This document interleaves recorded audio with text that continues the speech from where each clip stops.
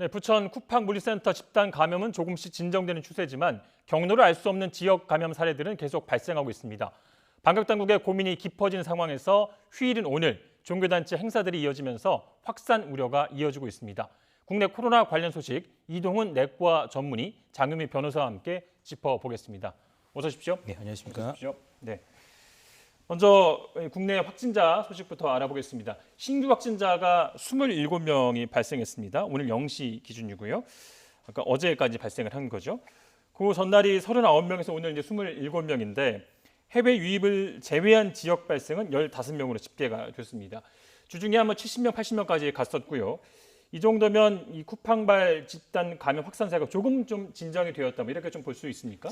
아직은 조금 지켜보셔야 될 것 같습니다. 이번에 그 이태원 클럽에서 처음 시작했지 않습니까? 네. 그래서 그때 한 100여 명 이상이 또 집단으로 감염됐었고, 그다음에 인천 학원 강사분을 통해 가지고 이제 쿠팡 물류센터로 갔는데 여기서도 한 직원이 한 70여 분하고 접촉자 30분에서 한 100여 분 이상의 확진자가 발견이 됐습니다. 예. 그래서 경기도 감염관리지원단에서 이제 연구한 우리나라 국내 데이터인데 2월부터 4월까지 유행을 분석한 자료가 있었는데요. 예. 한 1% 정도 확진자 중에 1% 정도는 굉장히 많은 분하고 접촉을 한다라는 그런 연구 결과가 있었어요. 예. 그래서 100분이 넘어갔기 때문에 이분들 중에서 또 어떤 분이 또 많은 분하고 접촉할 수도 있고요.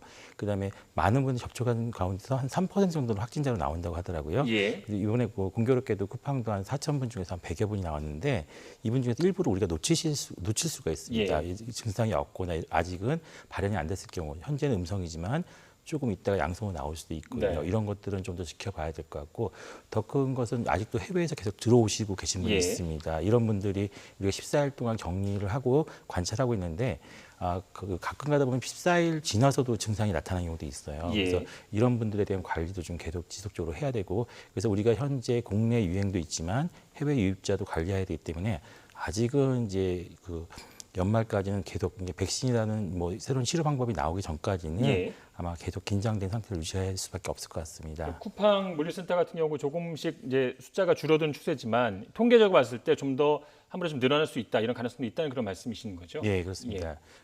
앞으로 이제 그 접촉자들이 계속 이어지고 있고 특히 이번 유행은 2월하고 4월하고 약간 좀 다른 느낌이 있는 것이 과거 우리 그 2월 봄에는 식당이나 이런 데서 접촉자들의 확진자율이 그렇게 높진 않았거든요. 예. 근데 이번에 감염 사례를 보면은 식당에서 식사를 하시다도 감염된 사례도 있고 뭐 돌잔치 이런 데 굉장히 쉽게 전파되는 경우가 있는데 이 원인이 무엇인지 좀 분석할 필요가 있고 예. 유럽에서 들어온 이 형태 때문에 그런 것인지 아니면 우리 사회적 거리두기 운동이 약화돼서 그런 것인지 그런 것들을 좀 면밀하게 좀 분석해서 우리가 대응 전략도 좀 짜야 될 것 같습니다. 네. 좀 더 걱정이 큰 것이 이제 이태원 클럽발 감염과 이제 쿠팡 물류센터 집단 감염까지가 이게 또 수도권이지 않습니까? 우리나라 인구의 절반이 몰려있는 수도권이기 때문에 더 이제 방역 당국의 우려가 큰 상황이라 볼 수가 있겠죠. 예, 그렇습니다. 봐도 수도권 지역에 인구의 절반이 몰려 있고 특히 이제 우리들이 가장 걱정하는 것은 어르신들입니다. 어르신들이 치사율이 높기 때문에 젊은 분들보다 어르신들에게 노출됐을 때 굉장히 걱정을 많이 하고 있는데요.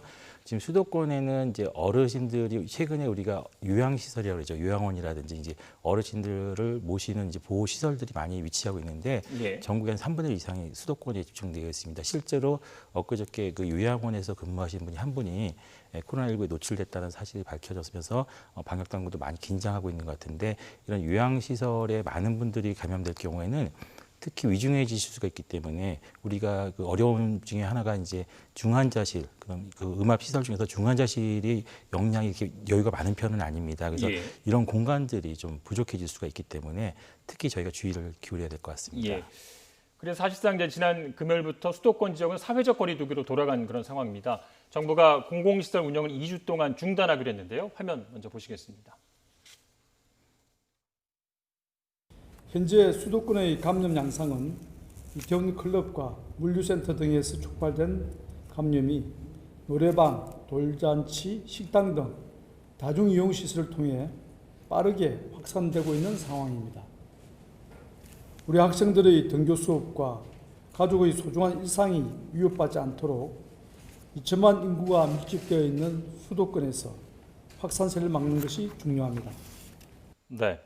변호사님, 이런 네. 발표, 수도권 지역의 공공시설을 일단은 2주 동안 운영 중단하기로 하는 조치가 시적절한 조치라고 평가하십니까? 예, 지금 불가피한 선택으로 보여지는 부분이 있습니다. 왜냐하면 부천 물류센터발 확진자가 100명을 넘어섰고요. 예. 이 부천이 수도권에 위치하고 있는데 이 생활 반경이 수도권 안에 있기 때문에 어느 정도로까지 전파가 확산될 수 있을지 좀 알기가 어려운 상황입니다. 예. 그리고 수도권에 밀집된 인원만 이제 인구수만 2천만 명이 넘기 때문에요. 상당히 방역 당국으로서도 불가피하게 내린 조치라고 생각할 수밖에 없는데요. 일단 그 공공기관에서 운영하는 연수원이나 뭐 미술관, 도서관, 그리고 박물관, 극장 전부 다 14일까지 그러니까 한 2주 정도는 다 운영이 중단이 되는 상황이라고 이해하시면 편할 겁니다. 예. 그리고 수도권 안에서 공공기관이 주관하는 행사 물론 전부 다 전면적으로 중지가 되고요. 공공기관에서 근무하는 근로자분들 같은 경우에는 시차 출퇴근제를 선택합니다. 그러니까 가급적 모든 전원이 이제 한 공간에 모일 수 있는 상황 자체를 좀 낮추고 아예 그냥 산발적으로 출퇴근 시간도 조율을 하겠다는 거고요. 또 안 될 경우에는 재택근무도 계속 연장해가지고 시행한다는 게 지금 방역 당국의 입장입니다. 예. 정부 대전에 그 생활 속 거리두기로 전환하면서 상황이 좀 더 심각해지면 다시 방역 수준 높이겠다고 이제 밝힌 바가 있고요. 이번에 쿠팡 물류센터발 감염 이외에도 이거 지금 여의도 학원가까지 이런 번진 상황인데요. 학원 문제도 굉장히 심각하지 않습니까? 좀 더 강력한 조치가 필요하다는 주장도 있는 것 같은데요. 그렇습니다. 일단 학생들이라는 그 미성년자의 특성상 어른들만큼 뭐 굉장히 치밀하게 이제 본인들이 수칙을 준수할 것을 기대하기 좀 어려운 측면도 있고요. 또 학원에서 이 수업을 듣는 동안에 굉장히 좀 밀접하게 뭐 공간을 분리한다고 하지만 실질적으로 그런 부분이 어려운 부분이 있습니다. 또 미성년자의 특성상 사실 성인보다는 어떤 그 건강 상태나 이런 부분이 취약할 수 있기 때문에 좀 더 방역 당국이 신경 써야 되는 부분이라고 생각합니다. 예. 여의도에서는 학원 강사와 이제 수업을 듣는 중학생도 이제 감염이 됐고요. 또 이제 목동 학원가에서도 학생은 아니지만 학생 누나가 이제 감염된 것이 드러났습니다. 좀 더 그 강력한 관리에 어떤 부분에 좀 신경을 좀 써야 될까요? 사실은 이제 학원들은 이미 5월 초부터 많이 등교해가지고 수업을 하고 있더라고요. 대면 예. 수업을. 그래서 아마 학원이라는 공간이 어떻게 보면 학교보다 더 밀접 접촉이 일어나기 때문에 더 주의 깊은 관리가 좀 필요했었을 것 같고요. 아마 지금 최근에 그 생활 방역으로 넘어가면서 아마 긴장감이 약간 떨어지기 때문에 아마 네. 이런 일이 벌어진 것 같습니다. 실제로 저희가 통계에서도 나오는 것이 어린이들 콧물 감기의 주범인 리노바이러스 그 검출률들이 상당히 올라가고 있어서 지금은 오히려 평년보다 더 많이 올라가 있습니다. 그리고 더 큰 걱정은 65세 이상 어르신들한테도 이게 전파가 됐어요. 그러니까 2, 3주 전까지는 어르신들한테는 리노바이러스 검출이 안 되고 있었는데 예. 이게 무엇을 의미하냐면은 어린이들이 저희 할머님 할아버지한테 전파를 시키고 있다는 것이죠. 네. 이게 아마 가족으로 같이 살고 네, 있으니까요. 그래서 예. 아마 이런 학원들이라든지 학교 이런 공간들을 우리가 좀 더 적극적으로 관리할 필요가 있을 것 같습니다. 네. 다시 쿠팡 물류센터 얘기를 또 잠깐 해보죠. 여러 복합적인 원인들이 이제 지적이 되고 있습니다. 업체의 초기 부실 대응부터 또 이제 업무 환경과 업무 특징도 원인으로 지목이 되고 있는데요. 그 원인들 좀 정리해 주시겠습니까? 예, 이런 물류센터가 표방하고 있는 게 굉장히 좀 빠른 배송이다 보니까 대규모 인력이 한 공간에서 굉장히 다닥다닥 붙은 상황에서 이제 근로를 할 수밖에 없는 상황이고요. 또 물류 배송이라는 특성상 어떤 온도가 굉장히 중요하기 때문에 저온에 어떤 냉장 창고 같은 곳에 환기 자체가 불가능한 그런 상황입니다. 이런 공간에서 굉장히 많은 수의 인력이 한꺼번에 이런 식으로 근무를 하다 보니까 방역에 있어서는 상당히 좀 취약할 수밖에 없었던 예. 부분이 있고요.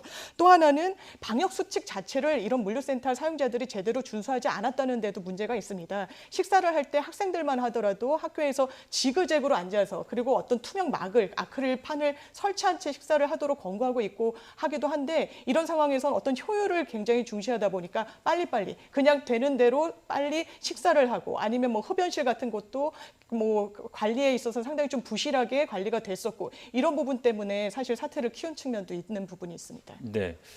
코로나19 이 상황 때문에 사실 이런 배송 업체들이 더 이용하는 그 소비자들이 더 많아진 것인데요. 어떻게 보면 이런 부분도 더 어떤 주문이 많아지고 하면서 또 이 업계의 환경은 좋아졌지만 사실 이런 네. 부분에 더 미점이 있었다 이렇게 생각도 드는데요. 예, 그렇습니다. 말씀하신 대로 사실 이제 접촉을 굉장히 삼가는 분위기가 있다 보니까 오히려 이제 배송 물류 서비스를 이용하는 고객들이 늘고 국민들이 많아졌는데 네. 이런 식으로 방역 체계의 사각지대를 고스란히 보여주면 어떤 이 기업도 신뢰를 잃을 수밖에 없지 않나 이런 점이 참 안타깝습니다. 미리 좀 신경을 더 써야 하지 않았나 네, 그런 안타까움이 그렇습니다. 좀 있고요. 그 당국이 부천 쿠팡물류센터 환경 검체 조사를 실시했습니다. 안전모 그리고 신발, 피스 등 곳곳에서 바이러스가 이제 묻어 나온 것으로 나왔는데요. 이런 공공 건물을 통한 감염 가능성도 제기되고 있습니다. 의학적으로 어떻게 보십니까? 이게 아마 역학적으로 상당히 오랜 시간 노출됐었던 것 같습니다. 확진자가 여러 분 계시기 때문에 바이러스 예. 배출이 꽤 됐었던 것 같고요.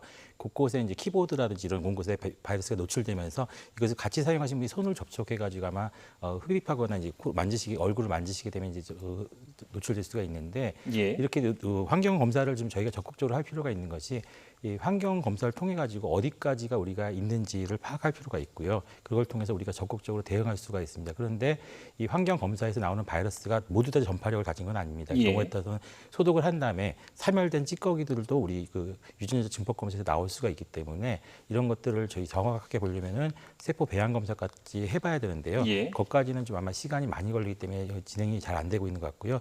우리나라 방역 당국이 아마 검사라든지 치료 방역은 되게 잘하고 있는데 이 마지막 하나가 연구인데 네. 이 부분이 약간 아직 미흡한데 이번에는 굉장히 적극적으로 해가지고 많은 환경 검사를 채취한 것 같습니다. 소비자들이 가장 걱정하는 부분이 배송업체들 보니까 이제 택배 물건을 이제 받지 않습니까? 매일 받는 분들도 계신데 이 택배 물건에서 바이러스가 옮겨지는 건 아닌가? 이 부분 가장 걱정하거든요. 네, 맞습니다. 바로 그 점이 이제 가장 걱정하시는 것 같은데요. 이것을 이제 객관화시키려면 결국 환경 검체를 채취해가지고 검사를 해서 바이러스가 안 나왔다는 걸 정부가 좀 보여줄 필요도 있습니다. 사실 이거는 음성일 것이 확실시 되기 때문에 여러 개 검체를 한꺼번에 돌리는 검사 방법도 있거든요. 그러니까 한 번만 유전자 증폭 검사를 하면 됩니다. 취약 검사라고 해가지고 여러 군데 검체를 얻어가지고 한 번만 돌려보면은 예. 음성이라는 걸 확인하면 아마 국민들 입장에서는 좀 더 안심이 될 수가 가능성이 있어요. 크지는 않은 거죠. 거의 하루 정도 있다고 하긴 하는데 그게 실험실에서만 보여지는 거고 아직까지는 국제적으로는 없었다라고 제가 알고는 있는데 그럼에도 불구하고 이제 미국 CDC 가이드라인에서는 그 택배 기사분들하고 접촉은 좀 삼가하라. 왜냐하면 예. 이분이 굉장히 여러 공간을 다니시기 때문에 사실 물건을 놓고 가는 경우가 많아서 예, 접촉할 가능성은 크지 않거든요. 예, 그렇게 권하고 있습니다. 예. 경기도에서는 이제 집단 감염이 발생한 이 부천의 쿠팡 물류센터 제2공장에 대해서 2주 동안 집합 금지 행정명령을 발동했습니다. 기업에 대한 행정명령은 처음인데요. 어떤 내용들을 담고 있는 겁니까? 네, 일단 경기도 측에서는 이게 직장 폐쇄에 준하긴 하지만 그렇게까지 조치를 하기는 어렵기 때문에 불가피하게 이런 행정명령을 발동했다라는 건데요. 일단 너무나 당연한 내용들이 포함되어 있긴 합니다. 일단 본인이 코로나19의 증상이 의심이 된다면 바로 이제 그 직장에서는 나와서 귀가 조치를 하고 조사를 받아야 되고요. 예. 또 2m 간의 간격을 반드시 근로 시간 중에는 유지를 해야 됩니다. 그리고 전원이 마스크를 착용해야 되고요. 또 방역 관리자를 별도로 지정을 해서 이 부분에 대한 점검을 수시로 받아야 됩니다. 또 아까 말씀드렸다시피 이제 냉장 창고, 냉동 창고에서 근무를 해야 되는 특성상 사실상 환기가 거의 이루어지지 못하는 부분이 있는데 이 부분도 하루에 꼭 이제 2차례 이상 환기를 하고 또 소독도 실시해야 된다는 게 지금 경기도가 내린 지침의 내용입니다. 예. 그 내용을 보니까 그 이용자 간의 최소 1~2m 거리를 이제 유지해야 된다고 네. 되어 있는데 이 배송 업무를 하다 보면 이게 현실적으로 좀 불가능한 거 아닌가 이런 생각도 드는데요. 그렇습니다. 실제적으로 이제 배차를 하고 이제 택배를 옮기는 과정 중에 있어서 이제 근로자들의 거리를 1m에서 2m 이상 간격을 두고 이제 근무를 하기가 사실상 어렵기 때문에요. 예. 이제 경기도에서는 이제 행정명령이 직장 폐쇄나 영업 정지에 준하는 정도는 아니다라고 설명했지만 사실상 운영하는 입장에서는 영업 중지에 준하는 정도의 어떤 강제성으로 느껴질 걸로 보입니다. 예. 서울시에서도 이게 이 수도권 대형 물류센터에 대한 긴급 점검을 실시했습니다. 긴급 점검에서 좀 살펴봐야 하는 부분은 어떤 부분이 있습니까? 일단 이런 물류센터의 특성상 근로자들이 비정규직 비율이 워낙에 높고 또 아르바이트 이런 형식으로 투잡, 쓰리잡 형식으로 근무하는 근로자들이 상당히 많습니다. 예. 그렇기 때문에 이런 부분에 대해서도 끝까지 추적을 하여서 이 인적사항을 확보한 뒤에 이 동선 같은 걸 파악하는 게 방역 당국이 좀 굉장히 좀 시급하게 이제 선제적으로 이제 조치를 해야 되는 부분이라고 보고요. 예. 이런 물류센터의 특성상 지금까지는 제대로 이제 인지되지 못했지만 이 근무 환경이 굉장히 좀 열악했고 또 이 방역에는 취약할 수밖에 없었다는 점이 드러난 만큼 이 부분에 대해서도 좀 추가 조치가 많이 예. 이루어져야 될 걸로 보입니다. 조금 전에 보였던 그 물류센터 점검 사항 중에 아프면 출근하지 않기라는 그런 수칙이 있는데요.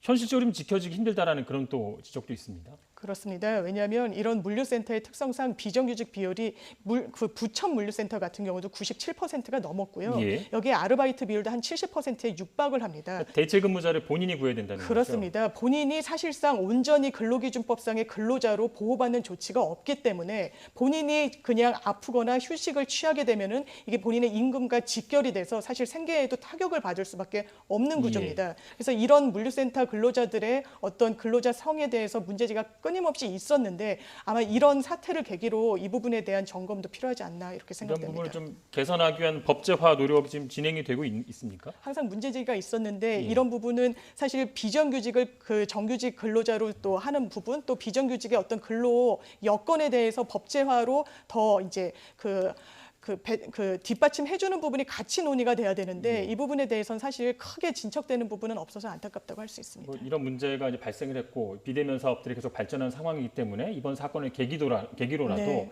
이런 법제화 노력을 좀 더 해야겠다는 생각이 좀 들고요. 그렇습니다. 또 문제는 이제 전파 경로를 알 수 없는 그런 사례들이 이제 산발적으로 발생하고 있다는 건데요. 방역 당국도 이 부분에 대해서 굉장히 우려를 표시하고 있는데 함께 듣고 오겠습니다. 조금씩 감소 추세를 보이고는 있습니다. 하지만 여전히 전파고리가 불분명한 사례가 많고 물류센터의 집단 감염으로 인해서 지역사회 전파에 대한 우려가 매우 높아진 상황입니다. 네, 실제로 그 부산 고3 학생 확진 환자나 또 여의도 학원 집단 감염도 아직 그 감염 경로가 파악되지 않은 상황인데요. 어떤 그런 가능성을 짚어볼 수 있을까요? 그러니까 지금 처음에 이태원에서 시작했지만 놓치신 분들이 좀 분명히 있었을 거고요. 이분들이 예. 지금 사회 활동하면서 아마 전파가 됐을 것입니다. 그래서 아마 지금 현재 상황에서 확진자가 무증상 확진자분들이 그 곳곳의 공간에서 들어오실 가능성을 예. 배제할 수가 없기 때문에 우리가 사회적 거리두기 운동을 좀 적극적으로 하실 필요가 있고요. 아마 지금 영업이라든지 자영업 하시는 분들이 굉장히 어려움을 많이 겪고 있는 것으로 알고 있는데 가장 걱정되는 것들은 이제 최근에 마스크를 열심히 쓰시라고 말씀을 드리고는 있는데 영업 장소에 마스크를 안 쓰고 들어오셨을 때 이거를 적극적으로 과연 제지를 할 수가 있느냐 이런 것은 좀 다른 문제인 것 같더라고요. 어저께 뉴스에서도 뭐 버스를 타시는데 못 타겠더니만 항의가 있었더라. 실제로 저희 의료 현장에서도 그런 일이 종종 있습니다. 그래서 아마 국민분들도 좀 이해를 하셔야 될 것이 이런 공간이나 밀폐된 곳에 들어가실 때는 마스크 착용을 꼭 하시는데 협조가 좀 필요할 것 같고요. 영업하시는 분들도 아마 생각하셔야 될 것이 이제 무증상 환자들이 왔을 때 노출되는 건 막을 수가 없겠지만 당신분들이 영업하시는 공간이 그런 새로운 확산의 그 근거지가 되면 좀 굉장히 곤란할 수가 있거든요. 예. 그런 것들을 좀 고려해서 좀 적극적으로 좀 대응할 필요가 있고 아마 물류센터도 비슷합니다. 적극적인 대응을 하셨으면 아마 좀 더 좋은 결과가 나왔을 텐데 예. 문제는 이런 것들이 아까 말씀드렸듯이 사회적 비용이 많이 들어가거든요. 그래서 아마 첫 번째 지침 중에 하나가 아프면은 쉬시라는 말씀을 저희가 드렸는데 이게 사회에서는 아직 굉장히 어렵다라고 얘기를 하시더라고요. 예. 그래서 그런 것에 대한 논의부터 저희가 좀 차근차근 밟아 나가야 될 것 같습니다. 예. 이제 학원에서 확진자가 나오고 있고 또 때를 맞춰서 학교 수업, 등교 수업도 시작이 되면서 여전히 이제 등교 수업에 대한 우려는 점점 커지고 있는 상황입니다. 교육부도 이제 수도권 유치원과 초중학교의 등교 인원을 전체의 3분의 1을 줄이겠다 이런 조치를 이제 발표를 했습니다.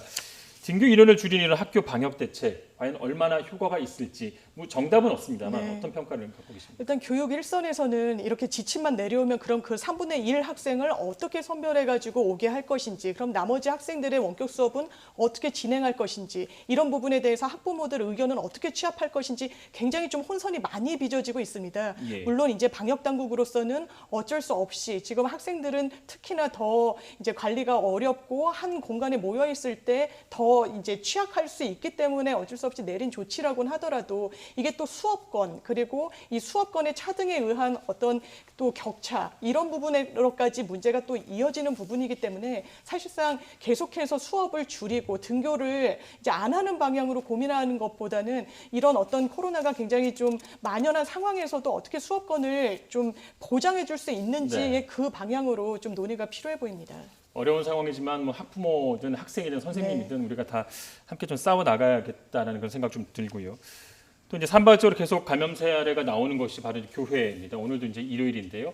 각종 이제 종교 행사도 이제 열릴 예정인데 개신교 선교 단체 가운데 하나인 한국 대학생 선교회에서 감염 의심 사례가 나왔습니다. 이게 몇 명 나오고 있고요. 연쇄 감염으로 이어질 또 우려도 좀 있어 보입니다. 그렇습니다. 일단 교회 그 선교 활동의 특성상 대인 접촉이 당연히 이루어질 수밖에 없고 이런 대인 접촉이 굉장히 불특정 다수와 접촉하는 방식으로 진행될 수밖에 없다는 점이 상당히 좀 방역 당국을 긴장시키는 부분입니다. 예. 때문에 지금 주춤해졌다고 하더라도 어떤 그 종교 활동 자체를 하지 말라는 취지가 아니라 하시더라도 대면 접촉이나 이런 부분에 있어서는 상당히 조심하고 좀 스스로 이런 부분에 대해서는 조심을 하고 좀 방역 당국의 지침을 따라야 되지 않을까 이런 생각이 듭니다. 네, 이 한국대학생 선교회 CCC가 굉장히 큰 규모의 그렇습니다. 이제 그 단체로 알고 있는데 이 발생한 그곳은 이제 폐쇄하기로 했다고 제가 이제 들었고요.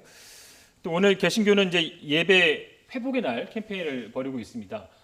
이제 세부 방역 지침을 정해서 지키겠다고 하지만 현장 예배를 독려하는 캠페인인데 아직은 좀 성급한 게 아닌가 이런 또 지적도 나오고 있습니다. 네, 물론 이제 좀 저희가 좀 걱정을 많이 하고 있습니다. 그래서 지금 그 회복의 달 캠페인을 하신다고 그러시는데 이거는 그래서 조금 방역학적으로는 좀 어려운 측면이 있고요. 아마 그렇지만 교회에서도 적극적으로 방역 활동을 잘 하신 곳들은 또 확진자분들이 나왔지만 전파는 좀 막을 수 있었던 것으로 생각이 됩니다. 그래서 예. 아마 제일 중요한 것이 그 들어오시는 분들 중에서 아프신 분들을 일단 먼저 잘 체크를 하셔서 체온을 측정하시고 손 소독을 좀 잘 하시면은 그것이 좀 도움이 되고 그다음에 그 사회적 거리두기 운동이라서 교회 그 예배당들을 보시면은 굉장히 그 밀집돼서 이제 예배를 드리시는데 이런 것들을 좀 거리를 공간을 좀 충분하게 확보를 하시고 그다음에 그 찬송가 같은 거 노래를 부르실 때가 지금 가장 큰 문제가 비말이 있는데 많이 나올 나올 수 있는 수밖에 없기 가능성이 있는 때문에 상황인 거죠. 이런 환경들을 어떻게 잘 조절할 수가 있느냐 이제 이런 여러 가지 문제가 있는데 이런 것들을 고려해 보면 아무래도 종교 행사들 그리고 실내에서 모든 그 운동 행동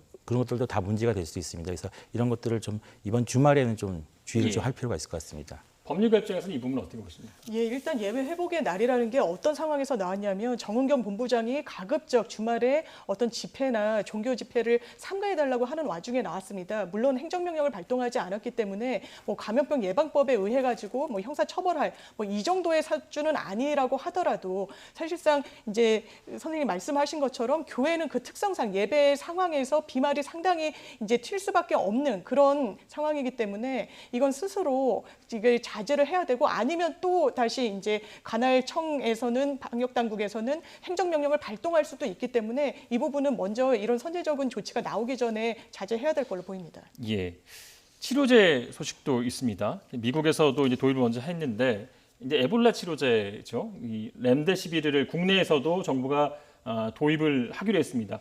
부작용 논란도 조금 있는 것 같은데요. 의학적으로 어느 정도 좀 치료 효과가 있다고 보십니까? 그럼 렘데시비르가 지금 2월부터 계속 다국적 연구를 하고 있었었는데요. 예. 그게 이번에 최근에 발표가 된 것 같습니다. 그 동안에도 몇 번 이렇게 발표가 됐었는데 그때마다 효과가 있다 없다 이런 말이 많이 나왔었는데 미국에서는 뭐 환자들한테 투약을 했더니 그 기간을 30% 줄일 수 있다. 뭐 그 정도 효과가 나온 것 같아요. 네, 그런데 지금 그 모든 환자한테 효과가 있었던 건 아니고요. 예. 위중하신 분들은 큰 효과가 없었던 걸로 나왔고 유감스럽게도 사망률은 약간 줄이는 것 같은데 통계학적으로 의미는 없었다고 합니다. 근데 그렇지만 위중하기 직전의 환자들, 약간 그 경증에서 중증 사이 환자분들 그런 분들은 입원 기간을 15일에서 11일을 줄였다. 이거는 의미가 있다. 이렇게 평가를 하고 있는 것이고요. 예. 그렇기 때문에 이제 그 무슨 문제가 있냐면은 우리가 의료 시스템들 미국 같은 경우도 환자분이 급증하게 되면서 의료 시스템들이 많이 고갈됐습니다. 그런 것들을 좀 보호할 수 있는 효과가 있기 때문에 예. 그런 그 기대 효과가 있다. 그리고 아주 위중하신 분들은 뭐 렘데시비르 단독으로는 좀 힘들 것 같고 다른 약들도 아마 병합해야 되지 않나 이런 얘기도 나오고 있습니다. 그렇기 때문에 지금 우리나라 식약청에서도 아마 이거를 긴급 수입을 해달라고 이렇게 요청하신 것 같고 예. 아마 국내에서도 아마 그 선택적인 환자들에 있어서는 도움이 될 것 같습니다. 그렇다면 뭐 많은 연구기관과 제약회사에서 지금 하고 있는데 백신이나 이런 치료제가 언제 정도 좀 가시화될까요? 지금 이제 백신 같은 경우는 치료제보다 좀 더 어려운 것 중에 하나가 백신은 좀 안정성이 더 담보가 돼야 되거든요. 지금 몇 가지 RNA 백신이 시도가 되고 있는데 아직은 1상에서 이상이 이제 시작되는 백신들이 몇 가지가 있고요. 그다음에 부작용들은 이제 10,000명 이렇게 넘어가는 많은 분들 대상으로 해야 되기 때문에 아마 올해는 아마 쉽지는 않을 것 같습니다. 그리고 국내 제약회사들도 백신 연구를 좀 하고는 있는데 아마 국민들이 너무 과도한 기대를 좀 안 하기 위해서인지 모르겠지만 보도 자료는 좀 약간 자제하는 것 같은 느낌이 들고 있습니다. 예. 매주 저희가 뭐 이번 주가 고비다 중요하다 말씀을 드리는데 이번 주도 또 굉장히 중요한 것 같습니다. 우리가 모두 다 함께 손을 잡고 이겨내야 될 그런 상황인데요. 코로나19 소식 이동훈 내과 전문의, 장유미 변호사와 함께 짚어봤습니다. 오늘 고맙습니다. 감사합니다.